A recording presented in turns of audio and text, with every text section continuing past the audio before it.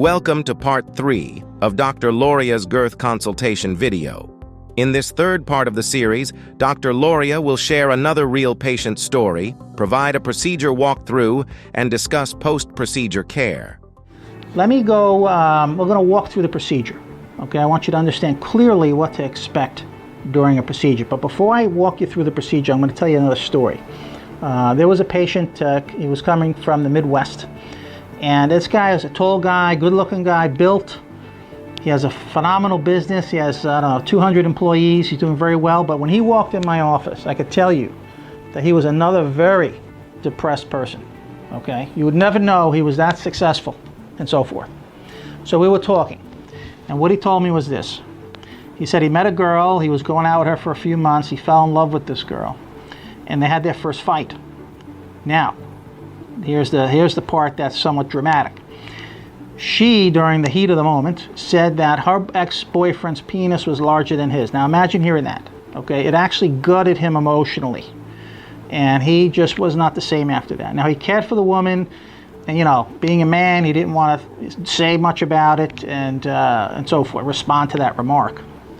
But he felt horrible. Now, this guy was basically somewhere in this range. I mean, he was about probably 5.5 above average. Okay, he was even a little longer than this. He was probably like 6.5, 7. This is probably about 5.5 or so. Okay, so he was above average size, but this woman was very different. Okay, her anatomy was very different. So anyway, he came in, he had a few treatments done. He's my patient that basically went from, let's say, no, I'm sorry, I actually picked up, he wasn't this big. This is 5 3/4. He was actually closer to 5 1/4, this one. Okay, so he started out here and a little longer, and now he's here almost 8 inches. This is 7 3/4. Okay, so he went from here to here. Now, here's what happened in his relationship. When he had this girth, it used to take him about an hour, 60 minutes to get her to orgasm. Okay, that must have been real tough, like a marathon session there. Now when he went to this size, which took about 5 or 6 treatments, this is a very large difference. Okay, she orgasms in 30 seconds, not minutes, seconds, and she has multiple orgasms. Okay, as a matter of fact, he was here about 2 months ago for another treatment. Okay, I don't know the size he really wants, and I don't know this woman's vaginal anatomy, very strange. But he came in again, and he told me his girlfriend was happy. But he did tell me this. Of course, his girlfriend's happy, but during the interim, there was a time where they broke up, and he had seen 4 other women during a 4-month breakup there. And he said that with this size, he could not enter into 2 of the women he was with. Okay, he couldn't enter in at all. So there's downside to this size. This is 7 3/4 and so forth, which he is. I have men a little bigger than this too. But you have to be careful with that, okay? Even men that are this sized, even my gay population, they tend to be wanting a little more in girth.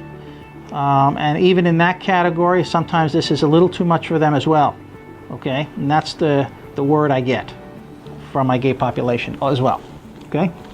Now, that's that story. So that person, his self-esteem, his confidence is way up through the roof, okay? He's just a different guy, totally, all right? And that's how it impacts the guys. Now, let's talk about the procedure itself, okay? When you come to my office, I want you to know exactly what's going to happen, so nothing takes you off guard. When you enter the office, what we do first is we put numbing cream on the area, okay? And it sits there for about an hour.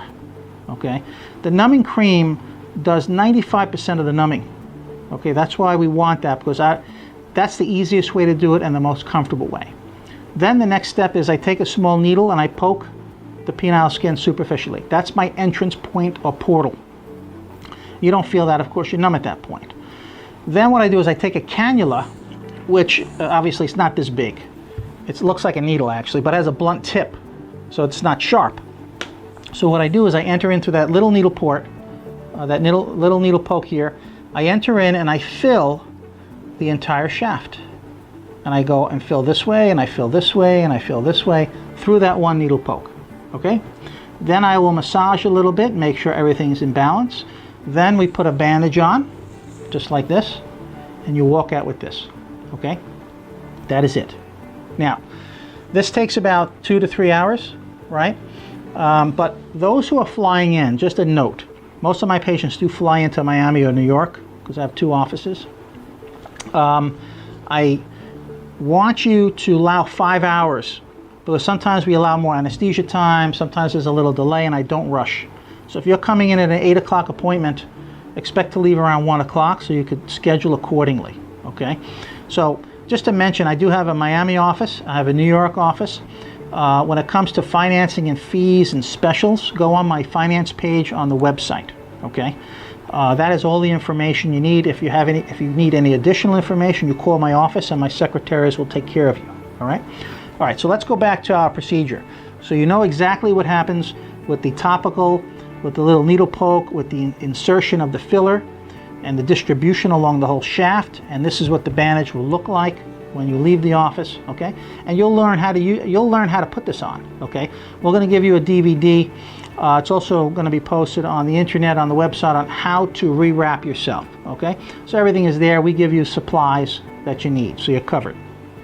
Now, post-procedure care, let's talk about that briefly. Because remember I told you that committing is important and spending an hour a day is going to happen. You have to spend that hour a day, okay? And what you're going to do is, let's say you're ready to, let's say today you had it done, fine, here you look like this. Now it's the next day, you might want to take a shower. And if you don't want to change your wrap, you can put a condom on, just to cover. But if you're ready to change your wrap, and you can, what you'll do is basically change out the top part and leave the constrictive bands on, because you always have to have these on. You could take all the top off, take a shower, and then when you're about to put a new wrap on, then you could take the constrictive elements off and start fresh. Okay, and that's what you'll do every day.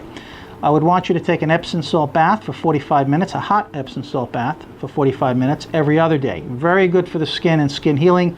I think indirectly it helps collagen formation, okay? You'll be sending me photos every day, because I need to see what's happening here. So every day you're going to take a top view photo, underside view photo, and you're going to comment on how you feel, okay? Like, for example, why do we want these photos? Let me tell you why. I want to see the integrity of the bandage. I want to see if it's done correctly.